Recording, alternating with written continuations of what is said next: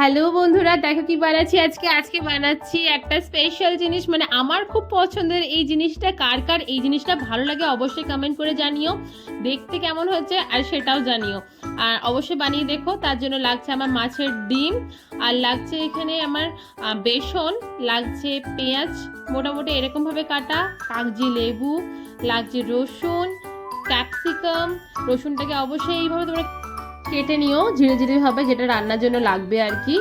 আর পেঁয়াজটাকে এইভাবে কাটার পর ভালো রকম ছাড়িয়ে নেবে, যেটা লাগে আর কি চিলিতে। তো এটা বানাচ্ছি আমি মাছের ডিমের চিলি। তো দেখে নাও কীভাবে বানাচ্ছি, খেতে কিন্তু দারুণ হয়। অবশ্যই ট্রাই করো তোমরা, আশা করি তোমাদের ভালো লাগবে।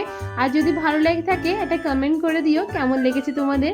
দেখো এইভাবে লাগছে কাঁচা লঙ্কা চেরা, ক্যাপসিকামটাকে এইভাবে কেটে নেবে তোমরা, যেটা চিলিতে লাগে সচরাচর। আর দেখো আর কি লাগছে এখানে পেঁয়াজ কুচি, কাঁচা লঙ্কা কুচো, এগুলো আর কি দেখিয়ে দিলাম তোমাদের সব কিছু। এবার চলে আসি রান্নাতে।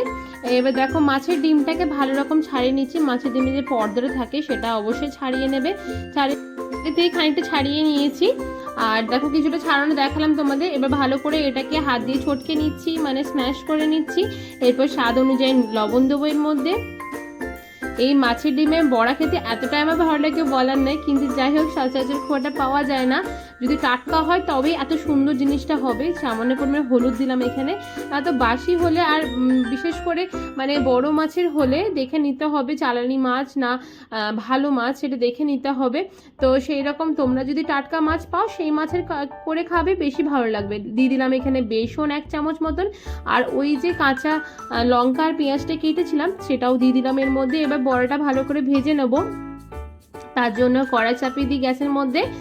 আর দেখো এবার কড়াইটা চাপিয়ে নিয়েছি, এবার তেল দিয়ে নেবো। তো অবশ্যই যেটা বললাম সেটা মাথায় রেখো, যেটা টাটকা হয় সেটারই বেশি ভালো লাগে। এমনি কিন্তু পুরনো বাসি হলে একটু অন্যরকম লাগবে খেতে। তো আমার যে মাছ কিনেছিলাম সেই মাছে টাটকা এরকম ডিম পেয়েছিলাম বলেই আমি করেছিলাম। আর বর্ষাকালে তো বেশিরভাগ মাছের এরকম ডিম হয়েই থাকে পেটে। তো তোমরা করে অনায়াসে খেতে পারো, এটা খুব টেস্টি হয়। আর মাছের ডিমে বড়া অবশ্যই জানিও কার কার ভালো লাগে কিন্তু, আর কে কোথা থেকে দেখছো সেটাও জানিও। আর কার কার রেসিপিটা পছন্দ সেটাও বলো আমাকে।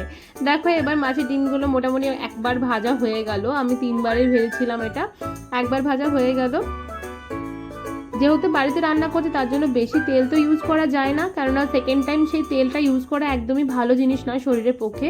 সেই জন্যই আমি অল্প পরিমাণে তেল দিয়ে মোটামুটি করার চেষ্টা করি, যতটা আর কি দরকার রান্নার ক্ষেত্রে। এক্সেস কোনো জিনিস করি না, রান্নার তেল এক্সেস দিই না। তো যতটা দরকার ততটাই দিই।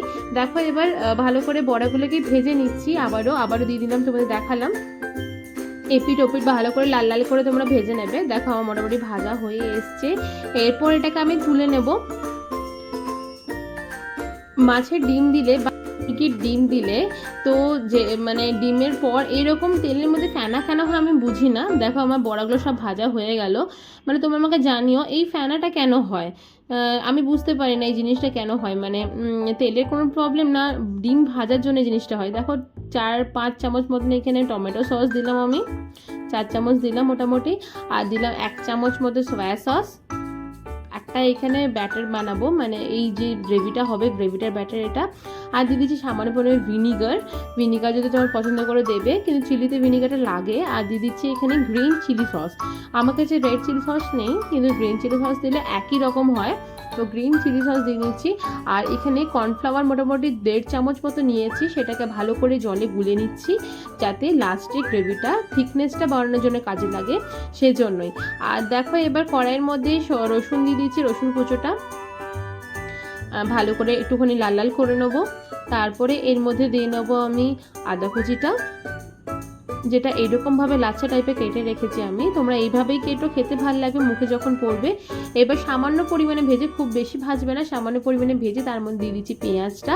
চিলিতে বেশি ভাজা হয় না, হালকা হালকা ভাজাটাই বেশি ভালো লাগে। আর এখানে দিয়ে দিচ্ছি ক্যাপসিকাম হালকা ভেজে নেওয়ার পর।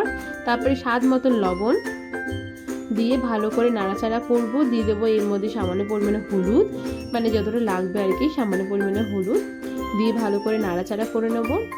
আর দিয়ে দিচ্ছি এখানে একটা, মানে এই মশলাটা দিলে খুব ভালো লাগে খেতে, ম্যাগি মশলা। আর অন্য কোনো মশলা এর মধ্যে দেবো না, ম্যাগি মশলাটা দেবো। আর দিয়ে দিচ্ছি সসের মিক্সারটা, যেটা বানিয়েছিলাম তোমাদের দেখালাম, সেই জিনিসটা দিয়ে ভালো করে নাড়াচাড়া করব। তারপরে দিয়ে নেবো চেরা কাঁচা লঙ্কা। এটা হতে বেশি টাইম লাগে না, খুব চটজলদি হয়ে যায়, মানে তোমরা বড়াটা ভাজতে যে টাইম লাগবে, বাট এই জিনিসগুলো করতে একদমই টাইম লাগে না। দিয়ে দিলাম বাটি ধোয়া জলটা, যেটা টমেটো সসের ছিল সেটা, সব মিক্স সসগুলোর। এরপর এর মধ্যে দিয়ে নেবো বড়াটা, মানে মাছের ডিমে বড়া যেগুলো ভেজেছিলাম সেগুলো দিয়ে ভালো করে একটু টস করে নেবো, কেননা এটার মধ্যে মাছের ডিমের বড়ার মধ্যে যেন মানে সসের টেক্সচারটা পুরো ঢুকে যায়, ফ্লেভারটা পুরো আসে সেরকমই। আর দিয়ে দিলাম লেবুটা। এরপর কর্নফ্লাওয়ার যেটা গুলেছিলাম সেই গোলাটা ভালো করে দিয়ে নেবো এখানে, কেননা কর্নফ্লাওয়ারটা লাস্টে দিলাম, কর্নফ্লাওয়ারটা দিলে ঠিক ঠিক ব্যাপারটা বেশি হয়ে যায়, মানে বেশ মাখো মাখো হয়ে যায়, সেজন্য লাস্টে দেওয়া। দেখো কত সুন্দর টেস্টি লাগছে দেখতে, খেতেও অসাধারণ হয়েছিল। অবশ্যই তোমার ট্রাই করে জানিও আমাকে। আমাদের বাড়িতে তো মানে এটা বারে বারেই বানানো হয়, যেহেতু এত টেস্টি হয়। আর রেসিপিটা ভালো লেগে থাকলে অবশ্যই সাবস্ক্রাইব করে দেবো। বাস আজকের জন্য এই পর্যন্ত, থ্যাংক ইউ।